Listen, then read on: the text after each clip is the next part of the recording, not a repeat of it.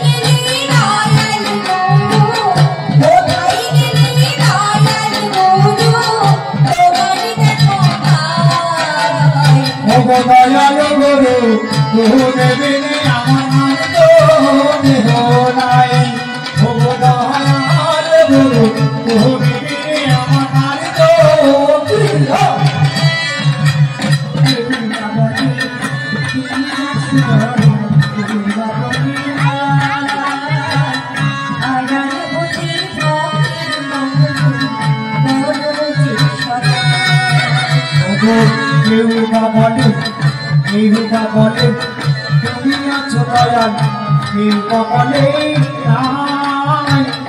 আড়াল হতে ভক্তির মঙ্গল বলো সদা।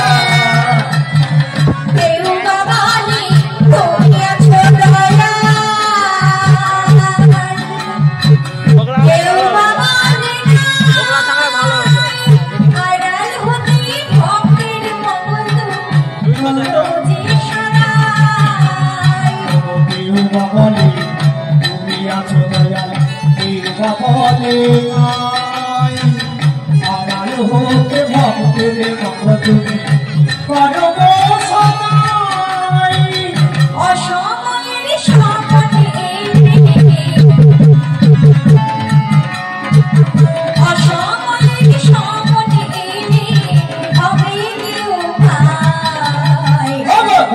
বলো তুমি বিনে আমার আর তো কেহ নাই ও গো দয়াল বলো তুমি বিনে আমার আর তো কেহ নাই টাকা পয়সা জীবন যুগল সবিরাতে চুরি শেষের দিকে সোজা দুনিয়া যেও না ভুলে টাকা পয়সা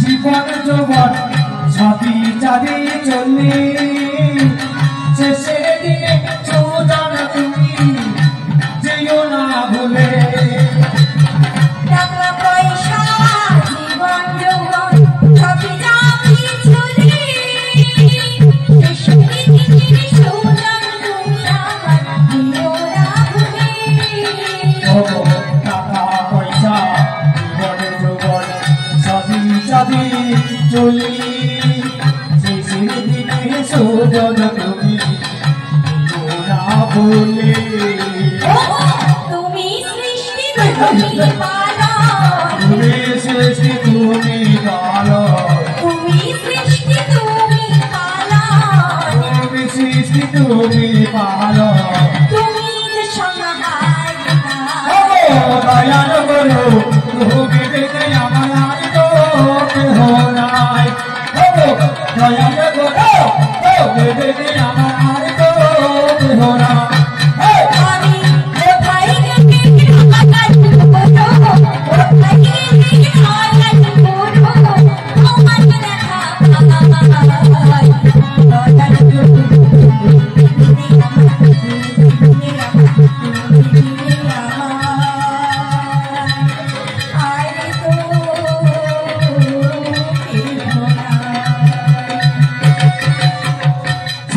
গুরুদেব পিতা মাতার চরণে প্রণাম হলো এইবারে পুরাণে লড়াই আজে হবে ভালো হ্যাঁ ছেলে মেয়ে লড়াই আজে হবে ভালো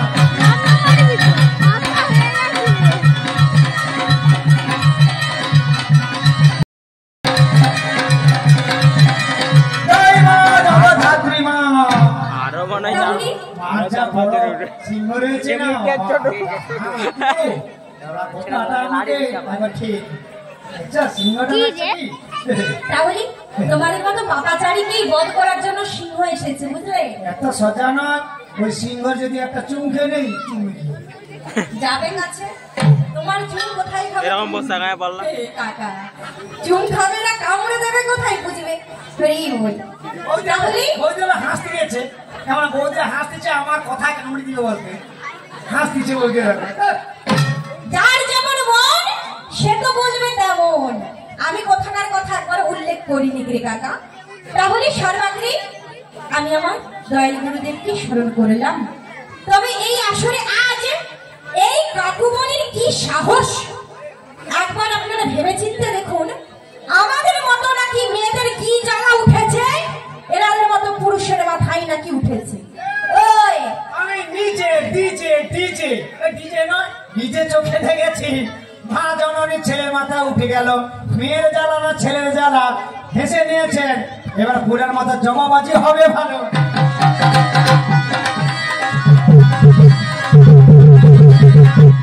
আহারে তুমি নিজেকে কি মনে করো কি এনাদের মতো পুরুষ আমাদের মেয়েদেরকে সর্বদা অবহেলা করে কিন্তু আমাদের মতো মেয়েরা আজ এই পার্থিব জগতে হয়েছি ব্যারিস্টার হয়েছি ডাক্তারি করছি আবার আমরা মেয়েরা নিজের পায়ে দাঁড়িয়ে রোজগারও করছি তাহলে এখন পুরুষ শাসিত সমাজ নেই তাই এই আসরে তোমার কথাই আজকে কোনো চলবে না তিনটে মেয়ে এসেছি আমাদের মেয়েদের রাজত্ব হবে তাই তো মা আজকে মেয়েরা সর্বপ্রথম থাকবে আমার ছেলেরা কি তাহলে ওই খালের জলে নদীর জলে ভেসে যাবো যাবে বন্যার জন্য ভেসে ভেসে যাবে তারকেশ্বরে যাবে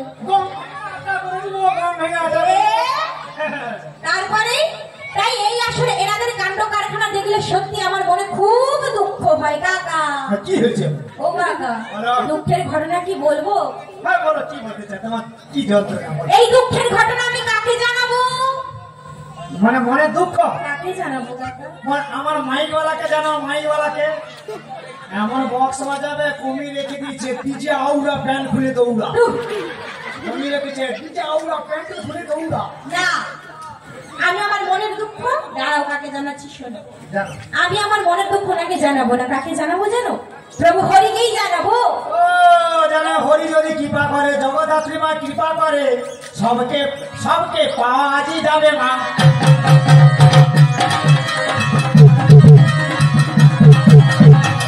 তাই এই আসরে আজ হরিকে ডেকে ডেকে আমি আমার মনের দুঃখ জানাতে জানাতে বলবো, ও ধন্য হরি বংশীধারী, হে কৃষ্ণ বংশীধারী, এইসব তোমারই দিলে। আই বাড়িয়া কেন বলছি জানি? কেন প্রভুর লীলে জানি? বাবুদের পাপ লাগাছে কাটলা মাছে, রাধে রাধে।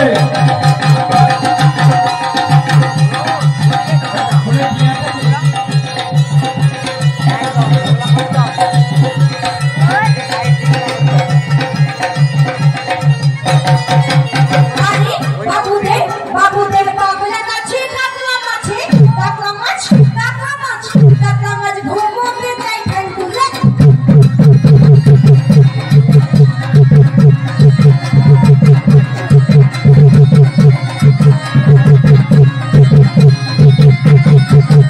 এই কাটলা মাছ ঘুমোতে চাই ঠান তুলে। ও ধন্য হরি বংশীধারী তোমারি দিলে, ধন্য হরি বংশীধারী। হরে কৃষ্ণ।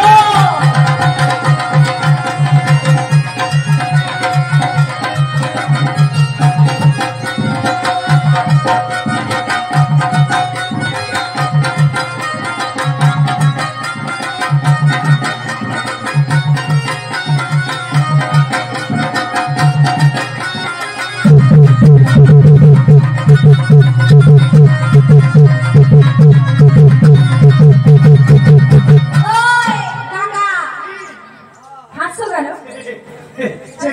সে লাঠি ওদিকে গেছে, সে কচি তোমার গায়ে লাঠি লেগেছে, তোমার গায়ে লাঠি লেগে গেছে, এ ভয় উঠছে উঠেছে। কাকা আমি বসতে বলেছি কাকা। এর হাসি দেখেছি না, আরে দাঁতগুলো পুরো চকচক করছে, দাঁতগুলো পুরো হাওড়ানো শিয়ালদা। না দাঁত চকচক করবে না, কোদালের মতো দাঁত করেছে। দাঁত চকচক করছে কেন জানেন? কেন? ওর বাড়িতে গিয়েছিলাম, ওর মা এক ঘোট খাওয়াইছে। এই, বলতে হাসি কেন? ওর মা এক ঘোট খাওয়াইছে, আবার বাজে কথা বলছো কেন? এই পাশে দাঁতে কালো পড়ে গেছে। আবার বাজে কথা বলছো কেন? ওর মা দুধে আবার দরকার নেই, বলবো না, দরকার না, কি একটু শালা এড়ে গরুর বাচ্চা না হলে কখনো আমার মায়ের নামে এরকম বলতো না। মেয়েদেরকে সম্মান করতে শেখো, তারপরে কবি গান করবে।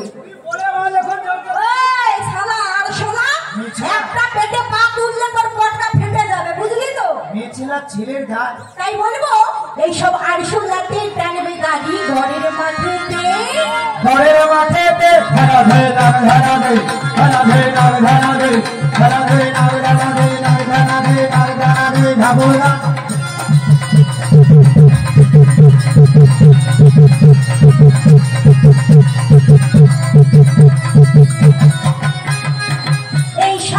এইসব আরশুলাতে টানবে গাড়ি ঘরের মাঠেতে। ঘরের মাঠেতে, ঘরের মাঠেতে। আর আরে ছাড় পোকা ডোবাবে তোরি নদীর জলেতে। বাহে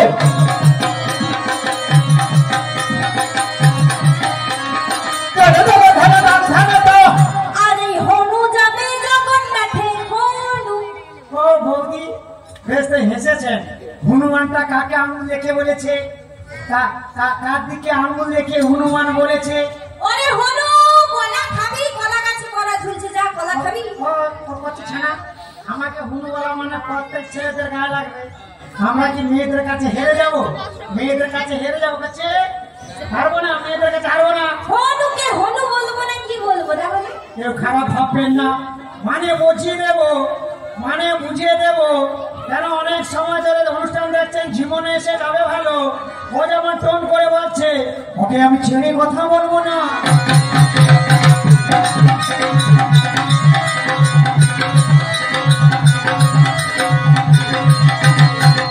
আচ্ছা হনুকে হনু বলবো না কি বলবো তাহলে? হনু মানে কি বলতো? স্বয়ং হনুমান হলো শ্রীরাম রামচন্দ্রের পরম ভক্ত বজরঙ্গলির সাথে তোমার তুলনা করেছে, কি খারাপটা হয়েছে?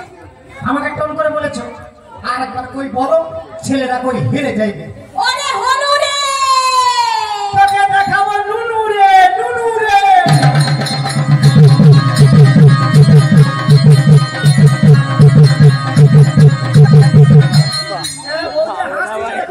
নুনু বলেছে খারাপ ভেবেছেন? যাদের কুটুম রয়েছে, আত্মীয় রয়েছে, জিজ্ঞেস করবেন তো 24 পরগনার ছেলেদেরকে কি বলে? ছেলেদেরকে কি বলে জিজ্ঞেস করবেন।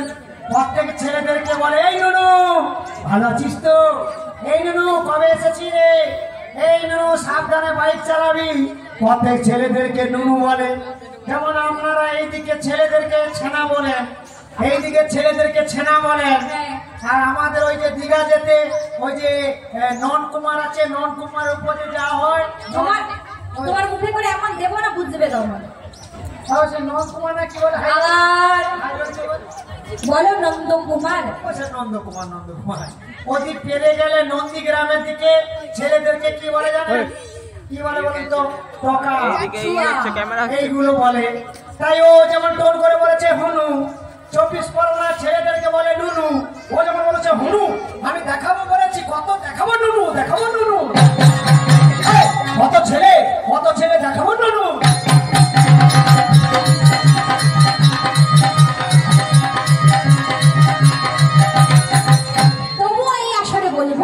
এমনি আমার এত বুদ্ধি, কম পড়াশোনা আছে। আচ্ছা ভাবো দেখেছেন, দুটো বাহু তুলেছে এমন। আমার যা পড়াশোনা লেখাপড়া রয়েছে, আমার যা পড়াশোনা, 5-7টা গ্রামে কারুর, 5-7টা গ্রামে কারুর নেই আমার পড়াশোনা যা। আচ্ছা তোমার কত পড়াশোনা আগে শুনি, পড়াশোনা কত? ওই উচ্চ মাধ্যমিকে 12 ক্লাস কম। উচ্চ মাধ্যমিকে 12 ক্লাস কম। আরে বাংলায় থত মতো, ইংরেজি জলের মতো। মূর্খ মূর্খ মূর্খ, মূর্খের দশাহি কে বলো? এসেছে রে চাকরি হবে রে, চাকরি। হ্যাঁ চাকরি যদি হবে কবি গান করছো কেন তাহলে? একটা ইংরেজি শুনেলে, ওই ট্রেনের চাকায় পাম দেবে সেই চাকরি। একটা ইংরেজি শুনেলে, মাই ফেল তেতুল পাতা আই লাভ ইউ ছাড়া কথা। এটা ইংরেজি? ভুলে গেছে। ওই মাই ফেল তেতুল পাতা আই লাভ ইউ ছাড়া কথা। কাকা মাই ফেল না কি গো? মাই ফেল বাইরে পড়াশোনা করছি, বুঝুন চুপ কর। চুপ করবো তাহলে ইংরেজি ঠিক করো।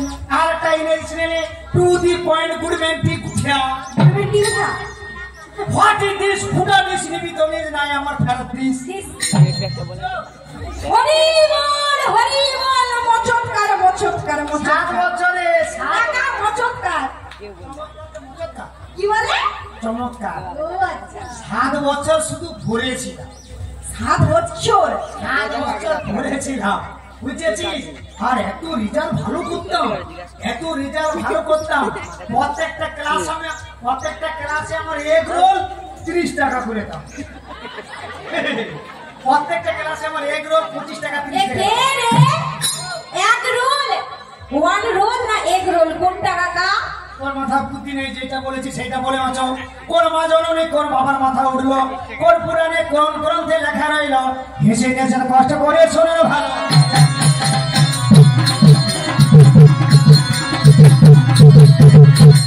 আরে হনু যাবে জগন্নাথে,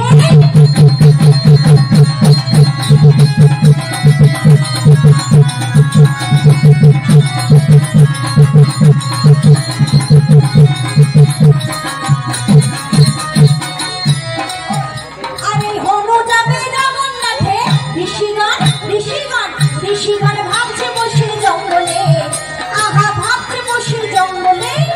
ও হরি হরি হরি ও হরি হরি তোমারি রে, হরি বংশী ধারে। হরে কৃষ্ণ।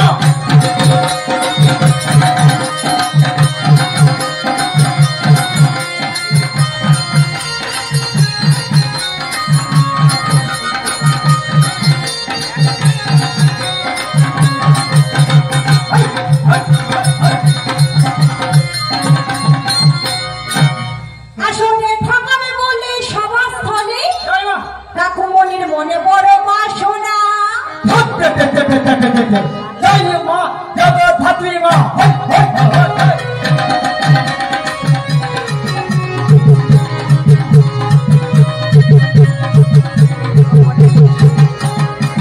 আসলে আসলে ঠাকুর বললে সবার লাগে ঠাকুমনির মনে বড় বাসনা। আরে তুমি কেন, তোমার বাবা এলো, আমাকে ঠকাতে পারবে না, কাকে ঠকাতে পারবে না। বাবা তুলে কথা বলতেছি, বলুক ছেলেদের কোনো দোষ নেই। না, দোষ আছে কি? ছেলেদের কোনো দোষ নেই, যত দোষ আমাদের মেয়েদের। ছেলেদের দোষ নাই। না না, দোষ নেই। ঠিক আছে, তা যাক, এই সময় থাকাটা আর বাজে কথা বলবে না। আমি এবার শাস্ত্রের দিকে প্রবেশ করছি, তুমি আর কোনো রকম বাজে কথা টোন করবে না, ঠিক আছে? বলো তাড়াতাড়ি বলো। তাহলে কোন পুরুষের মাথায় মেয়ের স্থান, তাহলে আগে করে ভেঙে দিচ্ছি, সকলেই মনোপ্রাণে শ্রবণ করুন, নিশ্চয়ই আপনারা বুঝতে পারবেন ব্যাপারটা কি। তাহলে তাহলে তাহলে যেই কথাটি আজকে আমায় আসলে প্রশ্ন দিয়ে গেল,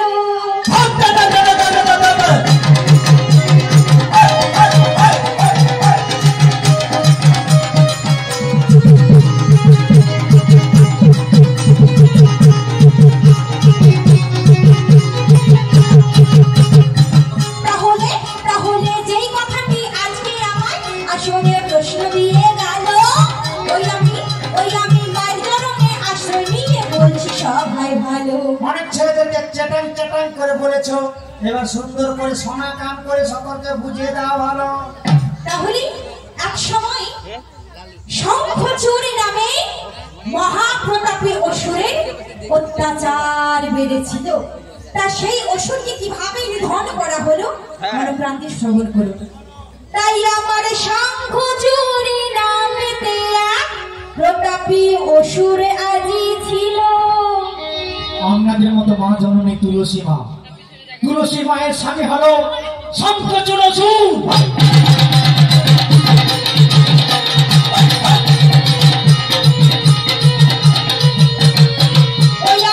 ওই আমার শঙ্খচূড় নামেতে এক প্রতাপী অসুর আজি ছিল। সে যে বড়ই দেখো অত্যাচারী, বলছে সবাই ভালো।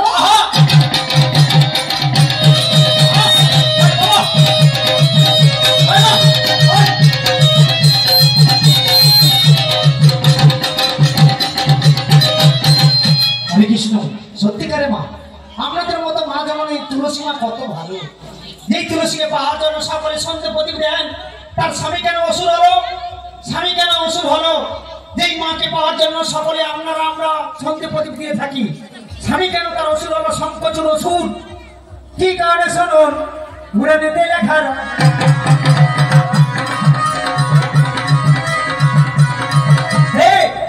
ওই শঙ্খচূড় পূর্বে জন্মেছিল শ্রীরাম সখারূপে।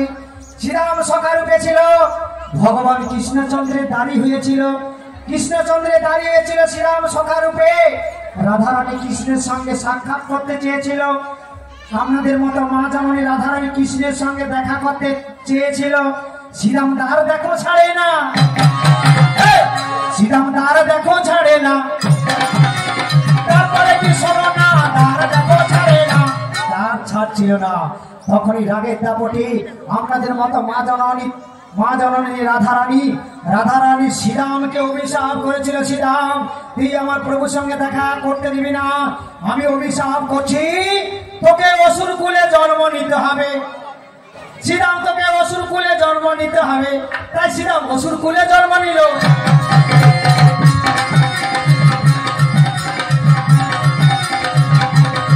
অসুর কুলে জন্ম নিল শঙ্খচূড় নামে। শঙ্খচূড় নামে জন্ম হওয়ার পরে সরম্য সভা থেকে আপনাদের মতো মা জননী তুলসীকে জোর করে তুলে এনে আমার শঙ্খচূড় দিয়ে দেখো করিল।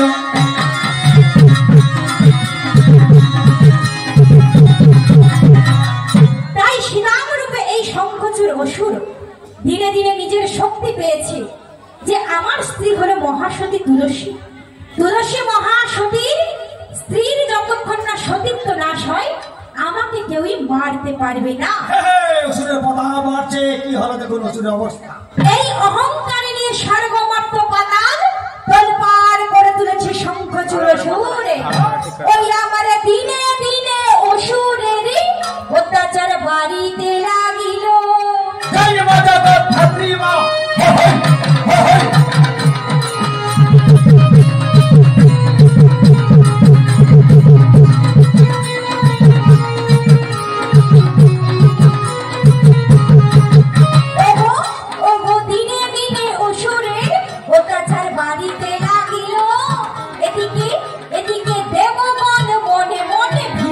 হয়ে পড়লো। এমন অত্যাচার করছে তুলসীর স্বামী, তুলসীর স্বামী এমন অত্যাচার করছে, দেবতাগণ ভয় পড়ে গেল। কি হবে, রক্ষা করো।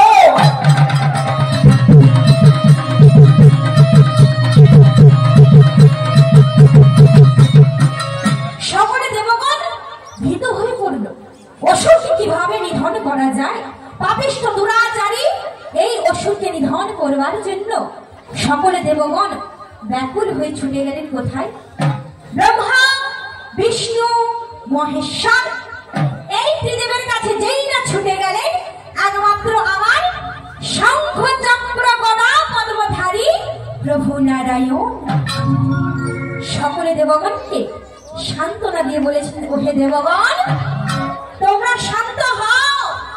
অসুরকে নিধন করবার পূর্বে তুলসী মহাসতীর সতীত্ব নাশ করতে হবে। ওই আমার নারায়ণ শঙ্খচূড়ের রূপটি ধারণ করেছে।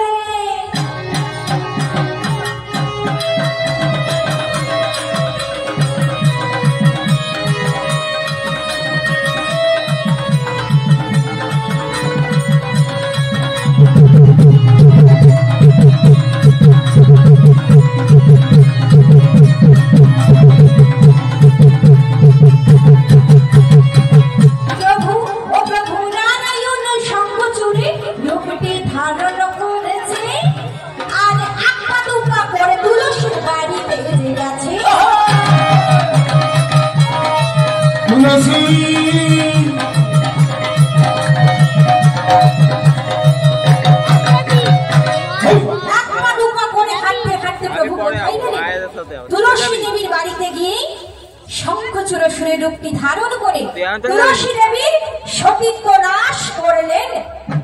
অপরদিকে মহাসতী তুলসী বুঝতে পারলেন না যে এটি তাহার আসল স্বামী শঙ্খচূড় অসুর না নকল স্বামী ভগবানই তাহার দ্বারে উপস্থিত হয়েছে। যেই না অজান্তে হয়ে গেল বড় বিপদ। তুলসী মহাসতীর সতীত্ব নাশ করেছেন প্রভু। আর প্রভু কি করলেন? সতীত্ব নাশ করা মাত্রই সেই মুহূর্তে বাড়ির বাইরে বেরিয়ে গেলেন। নারায়ণ বেরিয়ে গেল মা, তুলসীর স্বামীর রূপ ধারণ করে, শঙ্খচূড়ের রূপ ধারণ করে তুলসীর কাছে এলো।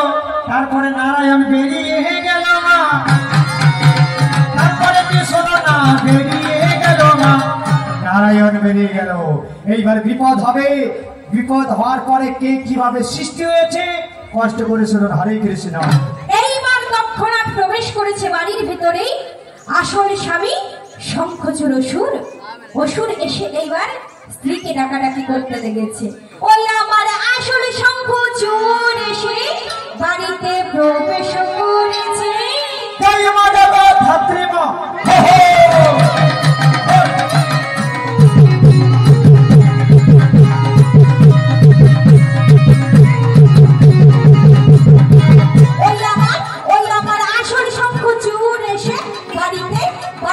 প্রবেশ করেছে। আরে তুলসী তুলসী বলে ডাকিতে লেগেছি। তুলসী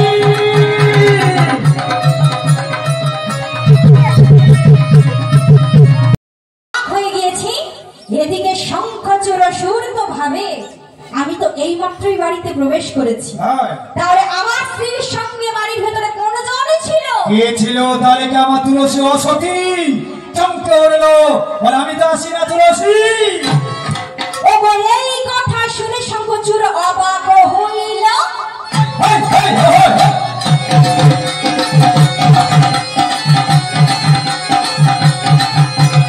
এই কথা শুনে শঙ্খচূড় অবাক হইল আর স্ত্রীর দিকে ভালো করে দেখিতে লাগিল।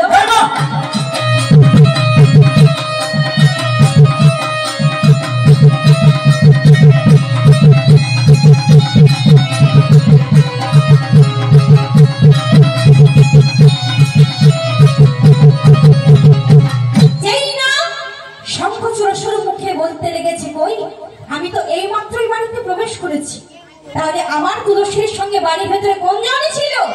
মহাসতী তুলসীর আগের ঘরে বলতে লেগেছে, কে কে তাহলে আমার সঙ্গে বাড়ির ভেতরে ছিল? আমার সতীত্ব নাশ করেছে কে? যেই আমার সতীত্ব নাশ করেছে, এই মুহূর্তে আমি তাকে অভিশাপ দেব। আমি তাকে অভিশাপ দেব। ভগবানের বিপদ এখন আসিল, হে নারায়ণের বিপদ এখন আসিল।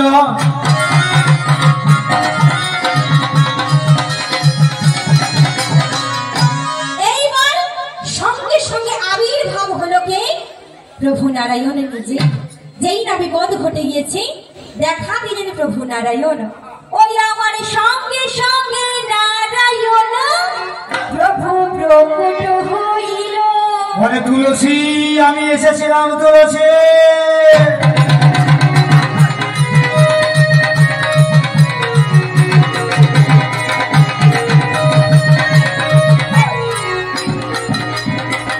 ওগো সঙ্গে সঙ্গে নারায়ণ প্রভু প্রকট হইল।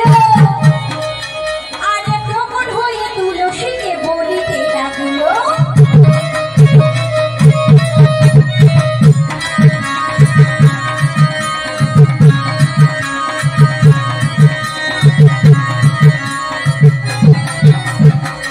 সঙ্গে সঙ্গে প্রভু প্রকট হয়ে দেখা দিলেন তুলসীকে। ওহে তুলসী, একবার তুমি অন্তর থেকে চিন্তা ভাবনা করে দেখো, যে তোমার শঙ্খচূড় অসুর, সে তোমার স্বামী হতেই পারে, কিন্তু সে যে অসুর, দুরাচারী, পাপাচারী। অসুরকে নিধন না করলে সর্বমর্ত পাতাল কিছুই থাকবে না। এই কারণে তোমার সতীত্ব নাশ করা অনিবার্য হয়েছে। কিন্তু তুলসী মা ওই মুহূর্তে প্রভুর একটিও কথাও শুনলেন না। আমি অভিশাপ দেব নারায়ণ। উপরন্তু প্রভুকে অভিশাপ দিলেন। তাই আমার রাগেরই দাপটে মাতা প্রভুকে অভিশাপ দিল।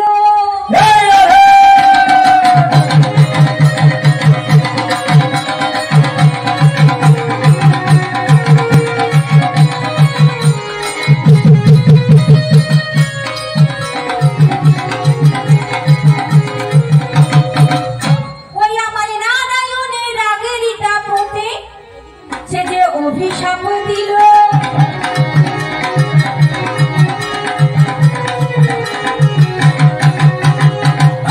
আর প্রভু, আজ থেকে তুমি পাষাণ পাথর হবে যে ভালো।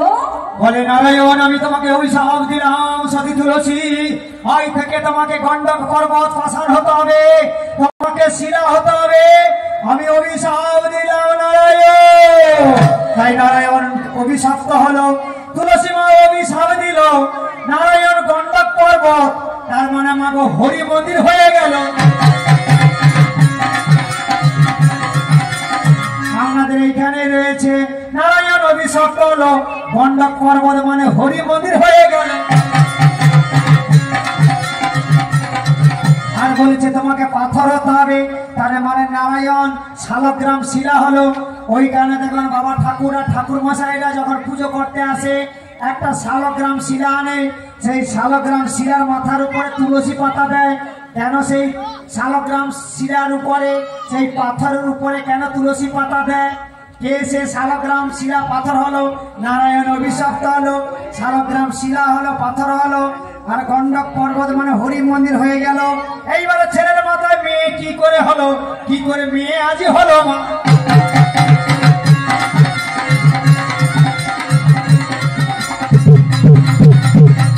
তাহলে তুলসী দেবীর অভিশাপে প্রভু নারায়ণ, যিনি স্বর্গের দেবতা, আমাদের সকলের ধরাধামে, সকলের বাড়িতে বাড়িতে কি রূপে রয়েছে?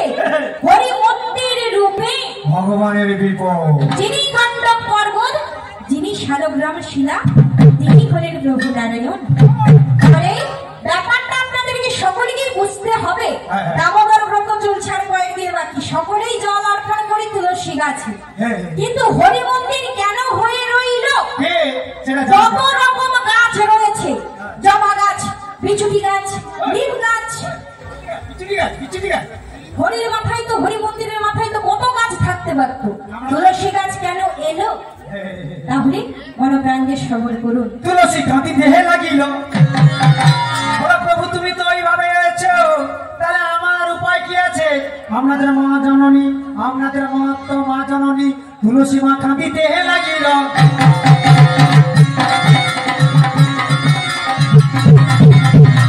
কেন কাঁদিতে লেগেছে?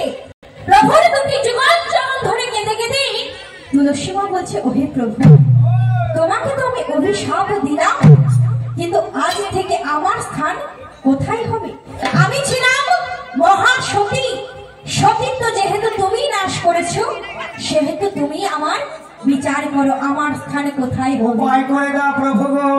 ওই আমার কাঁদিতে কাঁদিতে মাতা প্রভুর চরণ ধরেছে।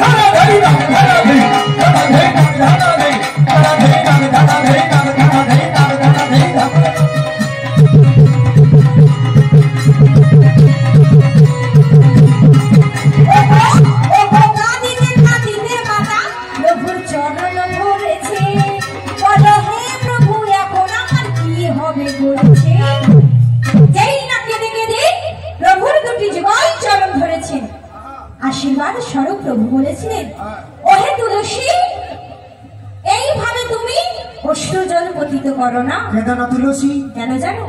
আজ থেকে তোমার স্থান হবে সর্বদা তুমি তুলসী বৃক্ষ হয়ে, তুলসী গাছ হয়ে আমার মস্তকের ওপরে থাকবে।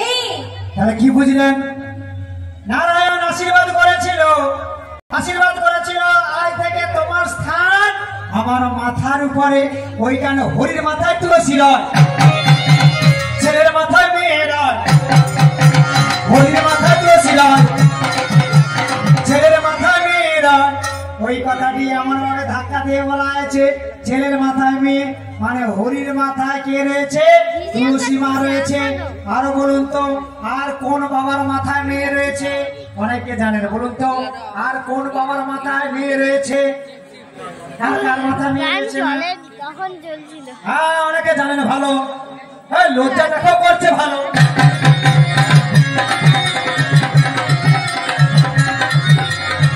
শিবের জটায় মেয়ে রইল, মানে কে রইল? গঙ্গা রইল। কেন রইল? কেন রইল জানেন না? তাহলে জানার আছে প্রয়োজন।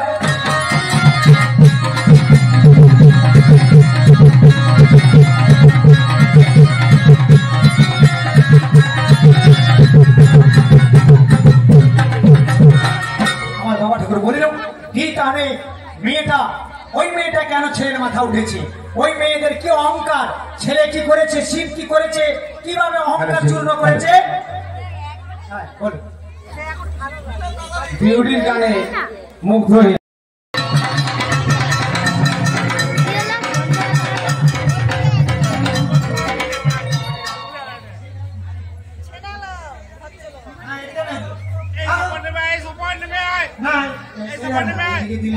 তোমাকে কামড়ালে ভালো। তাহলে প্রশ্ন আছে, শুনুন ভালো।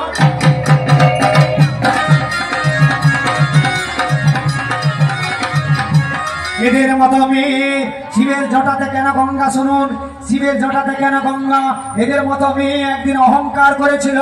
কোন দিন অহংকার করেছিল? গঙ্গা অহংকার করেছিল। গঙ্গা কোন দিন? তাহলে পুরের মতো শুনুন ভালো।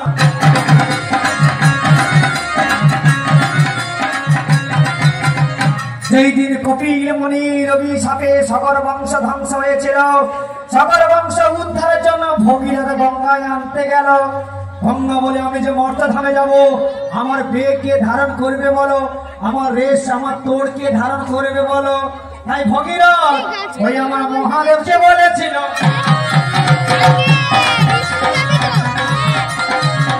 মহাদেব বলে, আমি আমার বেগ ধারণ করবো, ওই মেয়ে গঙ্গার আমি অহংকার চূর্ণ করবো। এবার গন্ডগোল হবে না।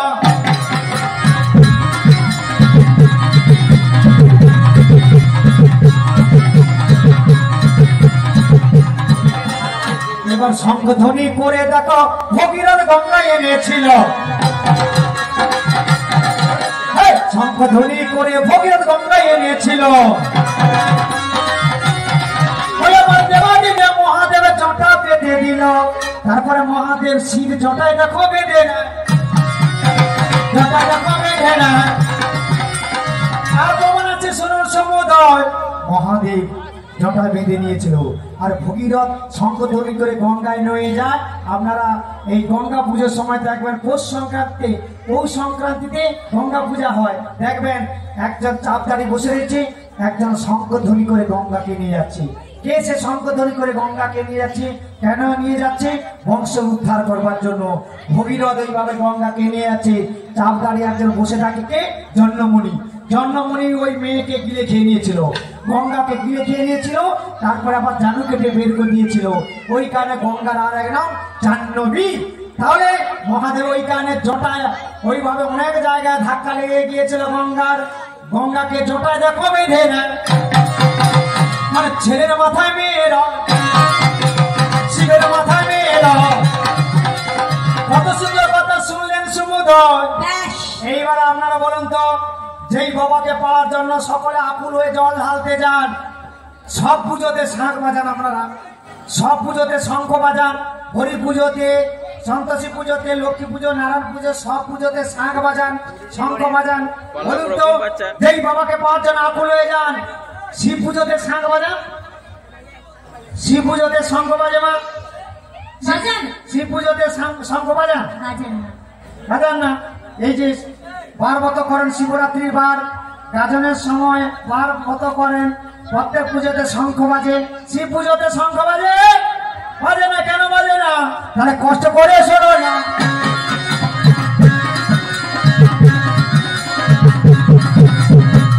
কেন বাজে না? শঙ্খচূড় অসুরের মৃত্যু রহস্যেই লুকিয়ে রয়েছে। কেন? যেই না হরি আমার তুলসীর সতীত্ব নাশ করেছে, কৈলাস থেকে দেবাদিদেব মহাদেব হর জানতে পেরেছে। কেন? হরি হর একই আত্মা, ভিন্ন নয়। কেন? তাদের মধ্যে যোগাযোগ আছে, গুরু ব্রহ্মা, গুরু বিষ্ণু, গুরুদেব মহেশ্বর। এদিকে নারায়ণ তুলসী সতীত্ব নষ্ট করেছে, আমার মহাদেবে জানতে পেরেছে।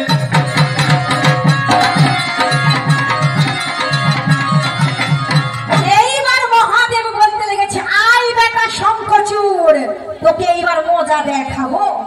শঙ্খচূড় অসুরের সাথে বাবাই আমার, মানে বাবা বলতে মহাদেব। মহাদেব কি করেছে?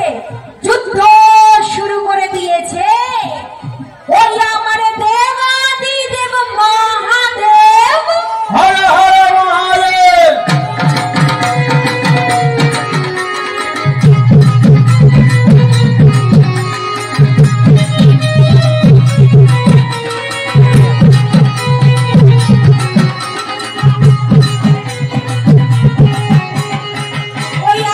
ওই আমার দেবাদিদেব মহাদেব সে যে যুদ্ধ শুরু করলো।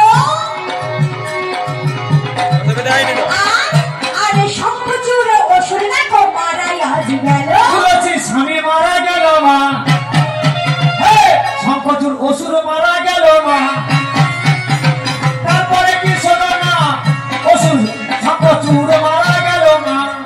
মারা গেল কাকা দুরাচারী পাপাচারী শঙ্খচূড় অসুর যেই না মারা গেল, সঙ্গে সঙ্গে ওই অসুরের দেহ থেকে, অর্থাৎ শঙ্খচূড় অসুরের এই অস্থি থেকে সৃষ্টি হয়েছিল পবিত্র শঙ্খের, অর্থাৎ শাঁখের। মানে শঙ্খচূড় অসুরের শরীর থেকে শাঁখের জন্ম, শাঁখের সৃষ্টি হয়েছে, হ্যাঁ। আর শিব মেরে দিয়েছে। তাই দেবাদিদেব মহাদেব শিব নিজেই শঙ্খচূড় অসুরকে নিধন করেছিল। আর শঙ্খচূড় অসুরের দেহ থেকেই শঙ্খের জন্ম বলেই শিবের পুজোতে কখনো শঙ্খ দেখো বাজে না, শিব পুজোয় শঙ্খ দেখো বাজে না, শঙ্খ দেখো বাজে না, শঙ্খ দেখো বাজে না। বলে যাই শুনলা। তাহলে মনে বুঝতে পেরেছেন মামাসি জ্ঞানী গুণী সর্বজনা, এই কারণে শিব পুজোয় শঙ্খ বাজে না, বুঝতে পেরেছেন। শিবের মাথায় গঙ্গা কি করে বুঝতে পেরেছেন, কোন সময় এলো। হরির মাথায় তুলসী কি করে তাও বুঝতে পেরেছেন। যিনি হরি তিনি নারায়ণ, তিনি কৃষ্ণ, যুগে যুগে অবতার। তার সংক্ষেপে কথার জবাব মিটে যায়।